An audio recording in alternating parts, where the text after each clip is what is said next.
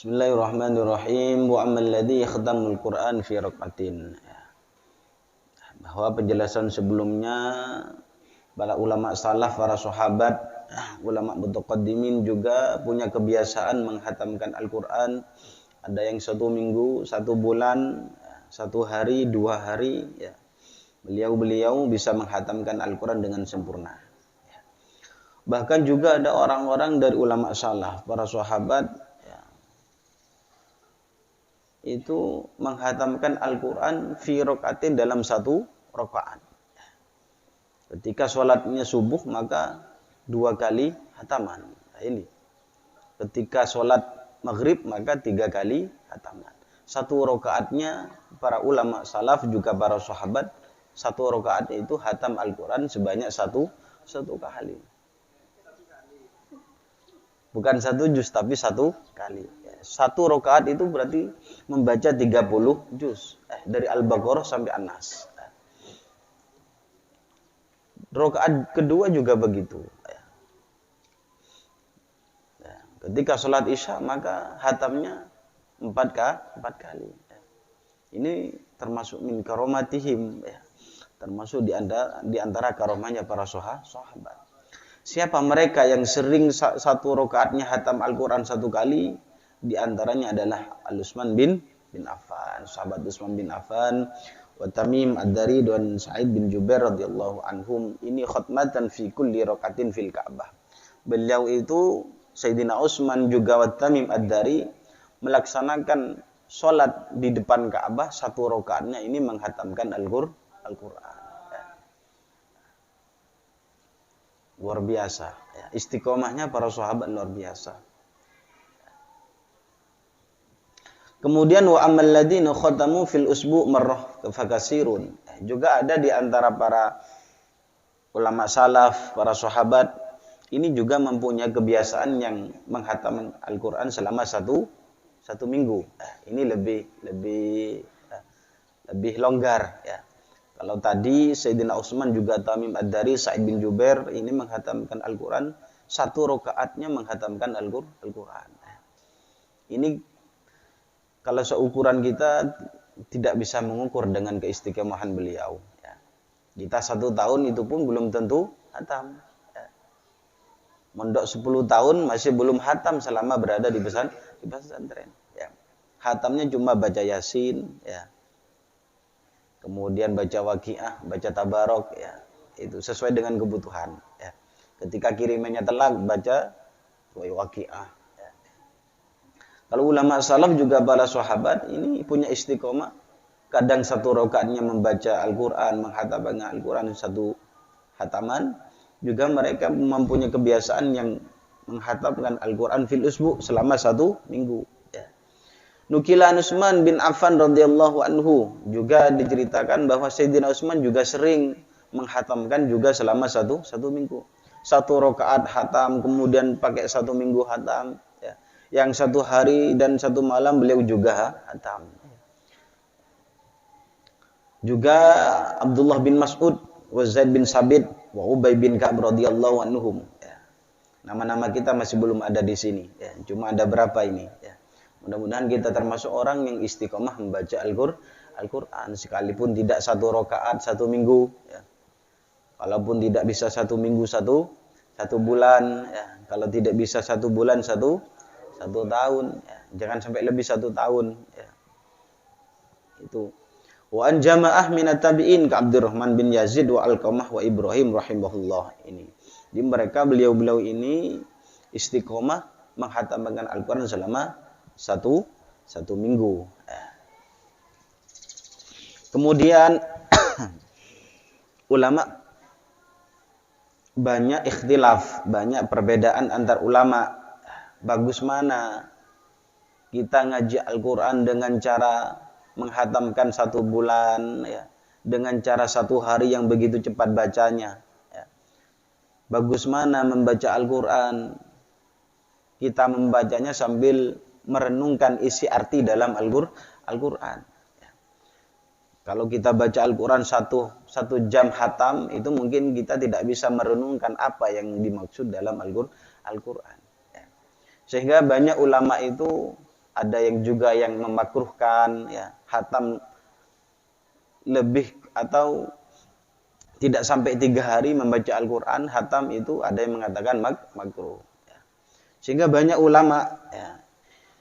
Wal ihdiyar anna dzalika yakhdalifu bi ikhtilafil ashkhas. Ya, jadi menurut kaul yang mukhtar, kaul yang terpilih ya, bahwa membaca Al-Quran dengan metode yang di atas itu ya, ada yang 7 hataman ya. Makanya Sayyidina Utsman itu punya metode seperti kemarin yang kami sebutkan fami bisyaukin. Itu metodenya Sayyidina Utsman ya. 1 minggu hatam mulai dari Fatihah dan dimulai nanti malam Jumat ya. Karena nanti ada yang lebih bagus kita menghatamkan Al-Quran itu mulai dari mana?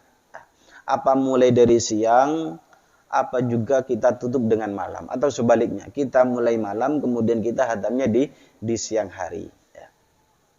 Jadi Sayyidina Utsman juga punya metode seperti itu, fami bisyaukin, mulai dari Al-Fatihah sampai An-Nas ya. Yakhdalifu bi ikhtilafil ashkhas ya. Orang yang menghatamkan Al-Quran baik 1 minggu, 1 bulan ya, 1 rakaat itu ya bi ikhtilafil ashkhas, tergantung masing-masing orangnya. Tergantung masing-masing orang, tergantung individunya. Kemudian dijelaskan oleh kaul al-mukhtar, faman kana yadhharu lahu bitaqiqil fikri la ta'if wa ma'arif falyaktashir ala qadri ma yahsulu lahu kamalu fahmin ma yakra'uhu. Jika di antara kita ya itu menginginkan membaca Al-Quran sambil merenungkan isinya, juga mempelajari Al-Quran dengan baik, ya, ini orang yang pertama. Ya. Maka kata kaul al-mukhtar, falyaktasir ala qadri ma yahsulu lahu kamalu fahmin ma yakra'uhu. Maka hendaklah bagi orang itu, bagi mereka, ya, ini membatasi waktunya, membatasi dirinya, membatasi waktunya. Ini pada kadar waktu yang bisa menimbulkan dirinya bisa paham Al-Quran dengan cara sempurna. Jadi mereka itu membaca Al-Quran. Ini sebisa mungkin dia itu faham. Ketika dirinya ingin memahami Al-Quran, mentadabburi isi Al-Quran, merenungkan apa sih yang dimaksud ini, apa yang dimaksud kok dinamakan surat Al-Baqarah, apa intisarinya apa. Dinamakan surat An-Naml apa, surat semut apa, sehingga kok diistilahkan. Kita cari ya. Kemudian kenapa kok dinamakan surat An-Nisa, maksudnya Ar-Rijal way ya. Ya, itu. Kenapa kok diberi nama surat Yasin padahal nama saya Yasin ya. Seperti itu ya. Namanya juga Yasin tapi istiqomah baca surat Yasin ya. Bahkan ada cerita bahwa orang yang istiqomah baca surat Yasin, bukan menyebutkan nama Yasinnya ya.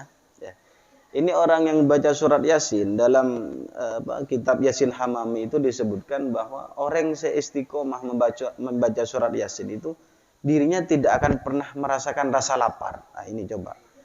Jadi ketika membaca surat Yasin itu ada sir, ada rahasia, dirinya tidak akan pernah kelaparan, akan merasakan kenyang ya. Nah, itu.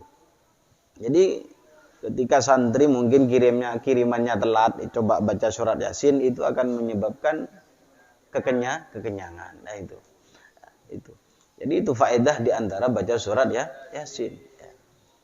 Jadi banyak Yasin itu tragedi-tragedi, istilah-istilah yang ada dalam surat Yasin. Ya.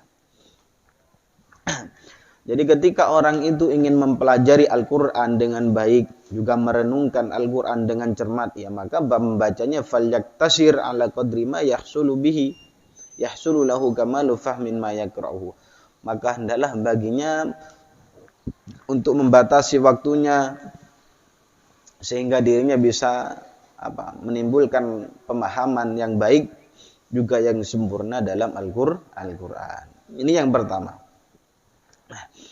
Kemudian bagi orang yang kedua, wa kadza man kana masyghulan bi nasyril ilm aw ghairihi min muhimmatid din wa masalihil muslimin al-ammah. Bagi mereka yang dirinya sibuk, ya ini bagi orang-orang yang sibuk kesehariannya sibuk. Ya. Jadi pengurus, ngurusi santri, jadi ustadz, ya. Jadi santri, ya, karena sibuk dengan hal yang lain, bukan hanya membaca Al-Quran saja. Ya. Apa keharusan baginya? Wa kadza mimman kana masyghulan bi nasyril ilm. Ustadz misalnya, bagi orang yang sibuk dirinya dengan menyebarkan ilmu, dengan menjadi guru, ya. Aghairihi muhimmatid atau dirinya tidak jadi guru tapi membantu tentang kepentingan masalah agama, jadi pengurus itu juga min muhimmatid ya. Andaikan tidak ada pengurus maka kegiatan itu ya tidak begitu bagus, tidak begitu tertata. Juga wa masalihil muslimin, dan juga kemaslahatan yang umum ya. Bagi mereka yang punya jabatan ya, sibuk dengan jabatan yang lain tapi masih menginginkan untuk membaca Al-Quran, maka metode yang kedua adalah falyaktasir ala qadrin la yahsulu bisababih ikhlalun bima huwa marsadun lahu.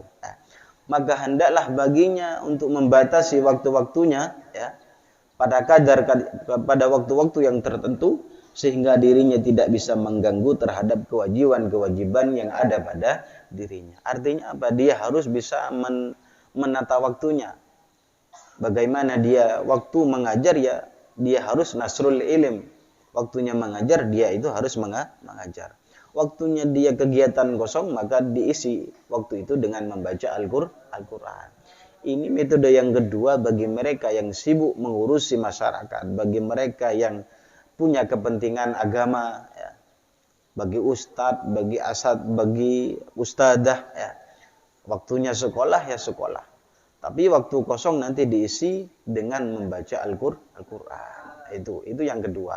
Yang pertama tadi dirinya ketika menginginkan merenungkan juga mempelajari Al-Quran, maka sebisa mungkin dia membacanya itu ya bisa menimbulkan pemahaman. Dan juga bisa mempelajari. Tidak harus 1 hari, 1 minggu pun bisa. Tidak bisa 1 minggu untuk membahas surat Al-Baqarah, butuh 1 tahun misalnya, tidak masalah. Yang penting di situ tujuannya adalah apa? Untuk kamalu fahmin ma yakra'uhu, untuk agar dirinya faham apa yang terkandung dalam Al-Quran. 1 hari untuk membaca surat Al-Baqarah tidak cukup. Ya. Karena itu apa? Membahas tentang peristiwa-peristiwa, ya. Surat An-Nisa misalnya. Ya. Sehingga tidak cukup ya, untuk merujuk terhadap kitab-kitab yang lain. Ya. Butuh waktu lama. Ini juga ikhtilaf ya, dari para ulama. Yang kedua tadi bagi orang yang dirinya sibuk ya, santri ya, karena ada waktu sekolah, juga ada waktu kosong ya. Itu juga seharusnya bagi dirinya untuk melakukan sesuatu sehingga tidak sampai merusak tatanan-tatanan yang sudah ditetapkan oleh dirinya. Nah, tidak sampai menyebabkan ikhlal bima huwa marsadun lahu ya. Tidak sampai merusak atau mengganggu terhadap kewajiban-kewajiban yang ada pada dirinya. Waktunya sekolah kok ngaji Al-Quran. Ini yang tidak baik. Ya. Waktunya ngontrol kok baca Al-Quran. Nah, artinya apa? Harus bisa membagi waktu. Kemudian wa illam yakun min haula al-madkurin. Kalau kita tidak termasuk di antara 2 orang itu, ya, tidak jadi guru, ya, kemudian tidak jadi orang yang sibuk dalam kepentingan agama atau kemaslahatan yang umum, ya, juga tidak ingin memahami Al-Quran, maka gimana? Falyaktasir ma amkanahu min ghairi khuruj ila haddil malal wal hadramah. Maka hendaklah baginya untuk memperbanyak membaca Al-Quran. Min ghairi khuruj ila haddil malal wal hadramah. Di situ tanpa menimbulkan rasa kejenuhan, tanpa menimbulkan rasa jenuh dalam membaca Al-Quran. Kalau kita tidak mau memahami Al-Quran, yang kedua kita tidak sibuk dalam masalah urusan agama, maka kita pilih yang ketiga, membaca Al-Quran sebanyak-banyaknya, tanpa di situ ada menimbulkan rasa jenuh. Ya. Tapi membaca Al-Quran itu sebenarnya tidak akan merasa jenuh pada dirinya. Bahkan ketika orang itu sering baca Al-Quran, maka ketika tidak membaca Al-Quran merasa kangen. Ya. Itulah Al-Quran. Karena bukan min kalamin nas, tapi min kalamillah. Ya. Jadi yang ketiga ini bagi mereka yang tidak mau memahami Al-Quran, mau memahami gimana, misalnya masih kelas 2 ibtidak, ya, masih kelas 6, masih belum paham, ya. Ini maka seharusnya baginya falyaktasir, maka untuk memperbanyak sebanyak mungkin menghatamkan Al-Quran. Satu kali hataman, satu hari hataman, ya. Kemudian waktu sholatnya kita juga bisa menghatamkan Al-Quran. Kemudian ada pertanyaan, saya dah hafal Al-Quran, bagaimana untuk bisa baca Al-Quran dalam sholat? Kita juga ada caranya, dengan cara kita memegang Al-Quran. Ya. Ada caranya juga, tapi gerakannya jangan sampai melebihi tiga kali yang disuruh sampai membatalkan sholat. Ya. Kita buka mushaf kita dengan pelan-pelan. Ya. Ya jangan bukanya kita ngaji ini waktu sholat. Ya. Itu diantara cara biar kita bisa membaca Al-Quran dalam waktu sholat. Ya. Jangan yang dibaca Qul huwallahu ahad. Ya. Kemudian rakaat kedua inna a'thainakal kautsar. Maghrib dibaca, Isya juga dibaca, subuh juga dibaca. Ya. Paling tidak ada selingan baca surat yang lain. Yang dibaca Qul huwallahu, ya. Seperti mau tahlil. Ya. Itu setidaknya kita membaca Al-Quran. Kalau kita tidak hafal dengan Al-Quran, kita baca Al-Quran dengan cara memegang mushafnya, ya. Diletakkan dengan disakunya, tapi jangan sampai melebihi 3 gerakan. Ya. Pelan-pelan bukanya, pelan-pelan. Ya. Itu lebih bagus. Ya.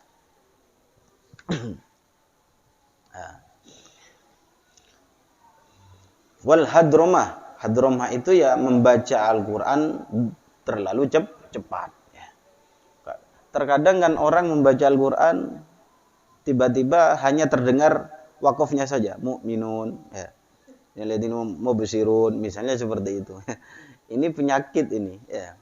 Kadang di kampung-kampung seperti itu demi mengejar target waktunya. Ya. Bismillahirrahmanirrahim, alamin, misalnya seperti itu. Ya.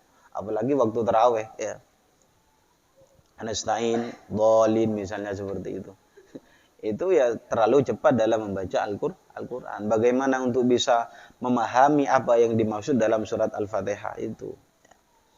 Yes. Kemudian juga ada di antara ulama itu sebenarnya tidak suka. Minal mutaqaddimin, ulama-ulama yang sudah terdahulu, ya, ini tidak suka menghatamkan Al-Quran itu fi yaumin walail, hanya ditempuh 1 hari ataupun 1 malam, apalagi 1 rakaat. Ini ada yang memakruhkan, kurang bagus, ya. Masa baca Al-Quran hanya ditempuh 1 jam, ya. Masa membaca Al-Quran hanya ditempuh 3 jam, ada yang memakruhkan, ya. Karena memang ada dasarnya, wa yadullu alaihi al-hadis as-sahih. Ulama ini memakruhkan menghatamkan Al-Quran itu hanya ditempuh 1 hari atau 1 malam. Hadisnya yang disampaikan oleh Abdullah bin Amr bin As radhiyallahu anhuma, beliau mengatakan Rasulullah sallallahu alaihi wasallam ini dijadikan dalil bagi orang yang tidak mau menghatamkan Al-Quran hanya ditempuh 1 hari atau 1 malam. Apa dalil kata Rasulullah? La yafqahu man qara'a Al-Quran fi aqalla min salas. Maka dirinya tidak akan faham, tidak akan pintar atau tidak akan faham bagi mereka yang membaca Al-Quran hanya ditempuh kurang dari 3 hari. Kurang dari 3 hari. Jadi membaca Al-Quran, menghatamkan Al-Quran kurang dari 3 hari itu hukumnya makruh. Dasarnya apa ini? La yafqahu man qara'a Al-Quran fi aqalla min salas, ya. Tidak akan bisa memahami inti dalam Al-Quran. Tidak akan bisa memahami rahasia dalam Al-Quran, memahami apa yang terkandung dalam Al-Quran bila membacanya ini kurang dari 3 hari, ya. Mungkin para santri ini mengikuti ini, ya.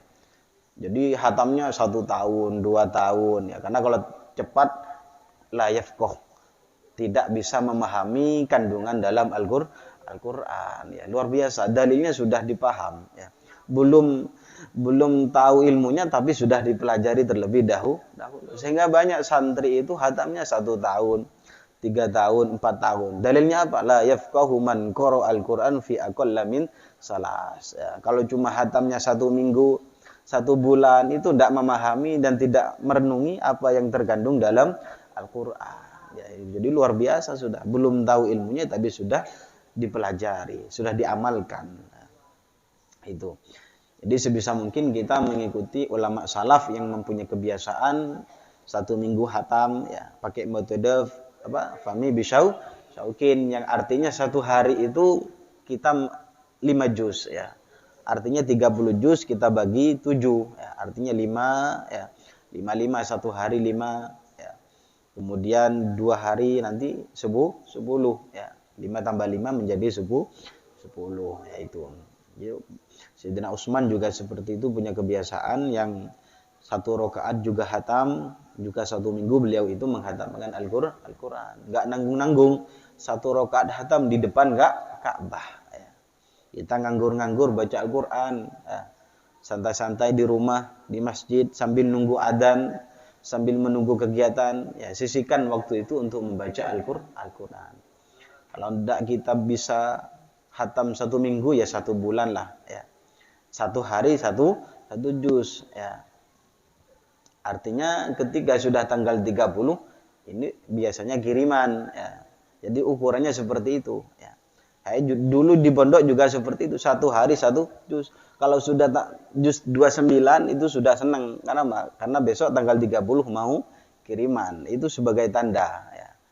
Jadi tanda-tanda kiriman kapan? Ya tinggal lihat juznya, ya. Kalau istiqomah 1 bulan 30 juz, ya berarti nanti tanggal 30 itu akan kiriman, ya. Itu juga bisa mendorong kita untuk membaca Al-Qur'an, ya. Mudah-mudahan kita min ahlil Qur'an. Al-Hadiniyah, Al-Fatihah.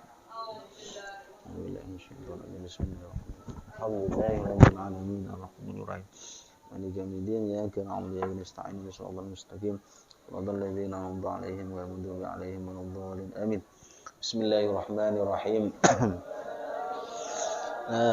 Bima Rabbi 'allimna alladhi yanfa'una Rabbi faqihna wa faqih ahlana wa qarabati lana fi dinina Rabbana anfa'na Rabbi 'allimna alladhi yanfa'una Rabbi faqihna wa faqih ahlana wa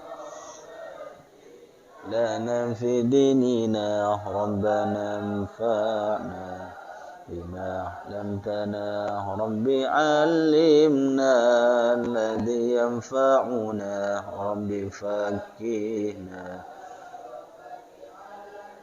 wa qarabati lana fi dinina subhana rabbika rabbil izzati amma yasifun wassalamu alal mursalin alhamdulillahi rabbil alamin bisirril fatihah.